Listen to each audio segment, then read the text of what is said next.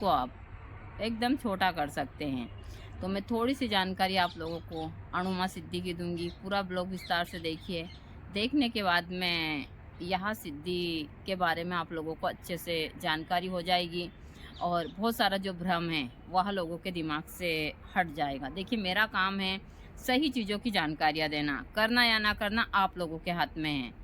बहुत सारे लोगों जय माता दी सभी को, हर हर महादेव। मुझसे अभी कुछ भक्तों ने पूछा था कि माता जी, अणुमा साधना क्या है, और हम अणुमा सिद्धि करना चाहते हैं।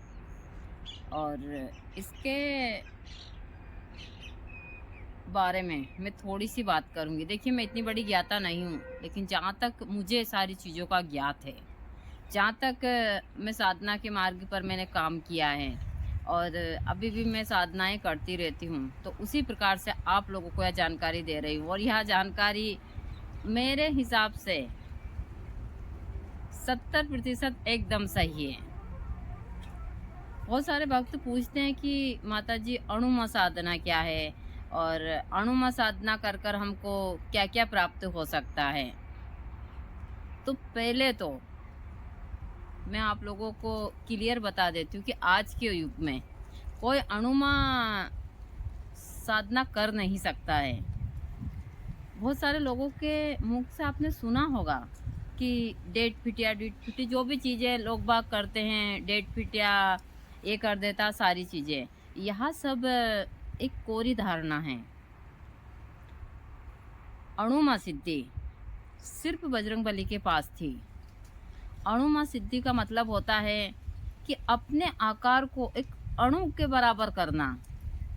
और आज के उसमें ऐसा कोई, ना तो आज के क्या, कोई ऐसा इंसान जन्मे ही नहीं जो इन सिद्धियों का दाता बन सके। उनको सारी सिद्धियां जो उनके इष्ट है उनके द्वारा ही प्राप्त हुई थी। बजरंगबली को 8 सिद्धि और 9 निधि के दाता कहा गया है। और लोग बाग बहुत सारी चीज़ें, देखिए, जो साधना के मार्ग पर हर चीज़ पर भ्रम चल रहा है वो बहुत ज़्यादा है, और इसी के कारण लोग बाग ठगी के भी शिकार होते हैं। बहुत सारी चीज़ें हैं। मैं हमेशा सभी को बताती हूँ कि ना तो कोई ऐसा डेट फिटिया नाम का प्रेत प्रेत होता है। सारी चीज़ें लोग बाग अपने दिमाग से बहुत सारी उपज कर लेते हैं। पहले लोग बाग बताते थे कि एक डेढ़ फिटिया प्रजाति रहती है जो जंगल में रहती है और जो बांस के बगीचे में रहती है। अब बहुत सारे लोग आ गए कि ये पताल लोक का है। मतलब सब अपने अपने दिमाग से सारी चीज़ें सब लोग कर रहे हैं, और बहुत सारी इस कारण से सभी लोग भ्रमित हो रहे हैं। लेकिन यदि आप सही तरीके से इन क्षेत्र में काम करते हैं और यदि आपको इन चीज़ों का ज्ञात हो जाता है, तो फिर आपको भटकने की आवश्यकता नहीं पड़ती है। आज मैं बोल सकती हूँ कि मुझे बहुत सारे भक्त बोलते हैं जब कुछ चीज़ें होती है कि आपको सिद्धि प्राप्त नहीं हो। नहीं तो मैं तो ये नहीं कहती हूँ मुझे कोई सिद्धि प्राप्त है, लेकिन जहाँ तक मैंने जाना है, मतलब मैं कहूँगी तो बहुत सारे लोगों को बहुत सारी चीज़ें बहुत बुरी लगेगी, इसलिए मुझे बहुत सारी चीज़ें रोकनी भी पड़ती है, क्योंकि मैं किसी झमेले में नहीं पड़ना चाहती। मुझे मेरा जो रास्ता है वह तय करना है। मैं सारी चीज़ें लोग बाग या टिप्पणी करें वहाँ टिप्पणी करें, उन चीज़ों में मैं नहीं पड़ना चाहती। लेकिन मैं क्लियर यही चीज़ें बताना चाहती हूँ कि जो भी चीज़ें हैं वह हमको एक ऊर्जा के रूप में ही होती है। और जब हम कुछ सिद्धियों की प्राप्ति हो जाती है तो हम जिस काम में भी हाथ डालते हैं वह काम हमारे स्वतः ही होते जाते हैं। ना कि जो लोग बाग आज भ्रम फैला रहे हैं। बहुत सारे लोग बोल देंगे कि आपको सिद्धि प्राप्त नहीं हुई तो आपको क्या ज्ञात इन चीज़ों का। ये ऐसा नहीं है। मैंने ज़िंदगी के बहुत, और अब भी करती हूँ मैं, लेकिन मैं पूरी चीज़ों तक वहाँ तक पहुँचती हूँ। सारी चीज़ें ऊर्जा के रूप में ही होती है। और जो बड़े बड़े ऋषि महात्मा क्यों नहीं बोल रहे हैं, क्योंकि उनको पता है, और वहाँ यह सारी चीज़ें क्लियर कर कर अपनी दुकान नहीं बंद करना चाहते हैं। और दूसरी बात, भाई, मैंने तो दुकान लगाई नहीं है, और जो गुरु जी के समय के ऊपर थी वहाँ मैंने समेट सामेट कर और अब अपना जो लक्ष्य वहाँ मैंने चुन लिया है कि मुझे क्या करना है। हाँ, मैं सही जानकारी दूँगी कि आप लोग ठगी के शिकार ना हो। बहुत सारी चीज़ें हैं, जो लोग भी इन सारे क्षेत्रों में ठगी के शिकार होते हैं, वहाँ लोग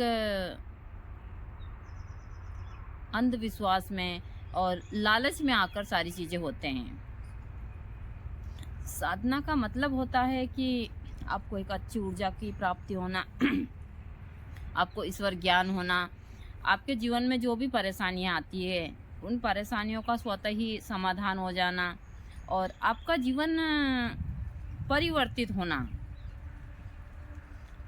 ना कि साधना का मतलब ये होता है कि हम हमारी साधना के द्वारा किसी को बस में करें, किसी से लूट मार पेशापूसी सारी चीज़ें इस हिसाब से काम करें, नहीं।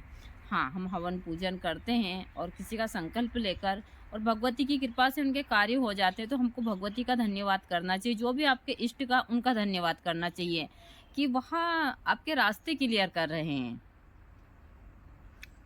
लेकिन बहुत सारे लोग हैं जो जिस हिसाब से चल रहे हैं और जो उन्होंने रास्ता चुना, मुझे कई भक्त बोलते हैं कि माता जी हम दीक्षा लेना चाहते हैं, बहुत सारी चीज़ें, लेकिन मैं हमेशा बोलती हूँ कि ना तो मैं दीक्षा देती हूँ, ना कोई आश्रम पर आता है गुरुजी के पास से, सारी चीज़ें मैंने बंद कर दी है। साधना एक ऐसा मार्ग है, यदि आप सही तरीके से साधना करते हैं, अपने सातों चक्रों को जागरूक कर लेते हैं, तो आपके अंदर जो ऊर्जा होती है वहाँ आपके उससे ही झलकती है। ऐसा नहीं है कि आपने साधना कर ली तो आपके साथ में एक शक्ति इधर घूमेगी, एक शक्ति इधर घूमेगी, सारी चीज़ें, ऐसा कभी नहीं होता है। शायद शायद बहुत पहले होता होगा कहीं ऐसे युग में वहाँ, लेकिन अब ऐसा नहीं होता है। हाँ, अब एक भ्रम होता है, बहुत सारे लोगों को भ्रम होता है, ऐसा नहीं है। भ्रम का मतलब है कि हमको जो हमारा दिमाग है जब विचलित होता है तो इससे कोई भी चीज़ उत्पन्न हम कर सकते हैं। यह चीज़ें मैंने बहुत अच्छे से देखी है। एक बार 2001 में, 1 या 2 की बात है शायद, जब किसी कारणवश मैंने दवाई के लिए लिया था धतूरा। देखिए, मुझे आप एक विश्वकन्या के रूप में भी देख सकते हैं। मेरी बहुत सारी स्टोरी है, मैंने बहुत सारे, गुरुजी यहाँ नहीं थे जब मैंने कहा कि हमारे जो काम था और गुरुजी का ठेकेदारी का था टावर वावर बनाने का। जब गुरुजी खंडवा और खरगोन में काम करते थे, मतलब एक रात और एक दिन का सफ़र होता, एक रात का सफ़र तो होता था ही बस का आने जाने का। तो मुझे कुछ ऐसी परेशानी थी जिसके बारे में मैं नहीं बता सकती। तो गुरुजी ने कुछ कभी-कभी मैंने ठीक से सुना, यह बात गुरुजी ने नहीं, उस हिसाब से कहीं बात कर रहे थे तो मैंने सुना था कि यह बीमारी से धतूरे के इससे ठीक हो जाती है। लेकिन धतूरे के जो बीज है उसका पाउडर बहुत उस हिसाब से, जब मुझे इस चीज़ का ज्ञात नहीं था, मैं तंत्र के मार्ग पर नहीं थी, ना जड़ी बूटी के। हाँ, गुरुजी सारे काम यहाँ थोड़े-थोड़े करते थे, गुरुजी भी। ज्ञात सब था गुरुजी को, लेकिन गुरुजी करते थे जब अमन तो बहुत ही छोटा था, मतलब 1-1.5 साल का था, इसको समझ ही नहीं थी। उस समय के ऊपर मैंने 10-15 धतूरे लिया और सारे धतूरे को, मतलब मैंने 1 लीटर पानी में डाला और सारे धतूरे को 1 लीटर पानी से मैंने आधा लीटर भी क्या, मुश्किल से आधी कटोरी पानी कर लिया और उसको छान कर मैंने पी लिया। अब मैंने पिया था 3:30 बजे, जब अमन बाबा भी थे और अमन बाबा बिल्कुल छोटे से थे और एक बहन की लड़की जो मेरे पास पढ़ाई करती थी। गुरुजी यहाँ नहीं थे और जब फ़ोन की सुविधा भी नहीं थी, लेकिन जो हमारे काकिया ससुर है वो आर्मी में थे, तो उन्होंने पहली बार यहाँ गांव पर वह फ़ोन लगाया था, जो कान वाला जो फ़ोन था डब्बे वाला, वह उनके घर के ऊपर। जब मैंने वो पिया तो 10-15 मिनट बाद, 10 मिनट बाद मुझे चक्कर आने लगे। तो मुझे समझ आया क्या मैंने क्या करा। फिर गुरुजी की पुस्तक रखी थी जो जड़ी बूटियों की थी, उनके गुरुजी ने उनको दी थी। मैंने उसमें देखा मैंने, तो फिर मुझे लगा कि मैंने बहुत गलत किया है।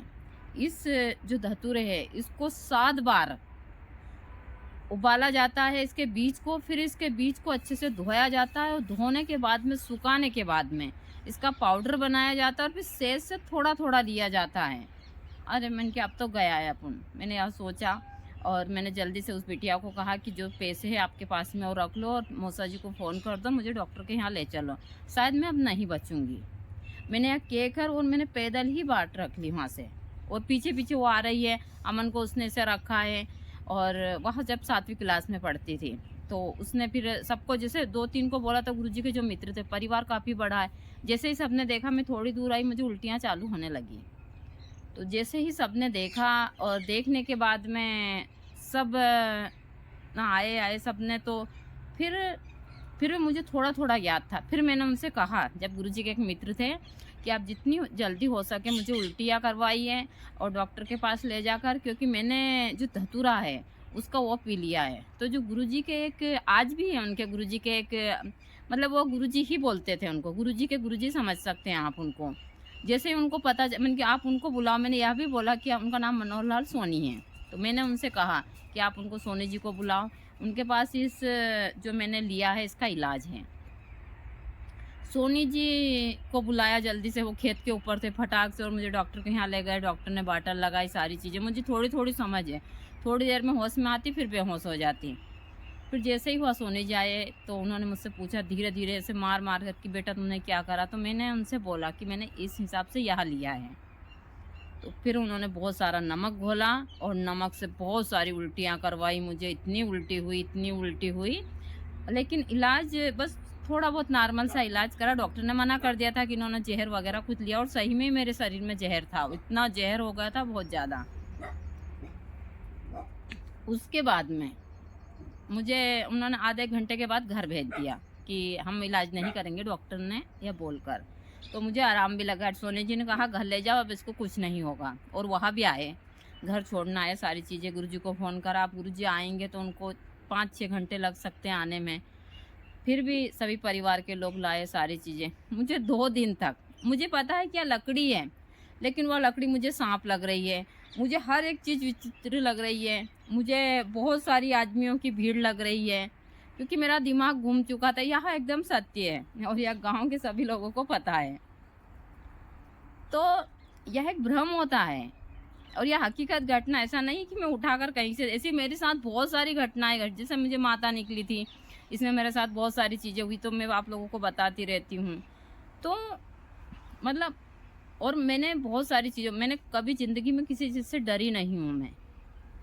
तो एक भ्रम इसी प्रकार का होता है, तो भ्रम से कुछ भी पैदा कर सकते हैं आप, कोई सी भी शक्ति पैदा कर सकते हैं, कोई सी भी देवी देवता प्रेत बाधा, सारी चीज़ें आपका जो जब दिमाग भ्रमित होता है। जब मेरा दिमाग को भ्रमित हुआ था तो मैं अपनी सास हुआ सारी चीज़ों कह रही थी नहीं सांप यहाँ मत जाओ, बहुत सारे लोग आपको लकड़ी लेकर, मुझे पता है कि यहाँ नहीं है, लेकिन फिर भी मुझे दिख रहे हैं, सबको नहीं दिख रहे हैं। मैं 2 दिन में ठीक हुई थी तब। तो यहाँ इस प्रकार की सारी चीज़ें होती है।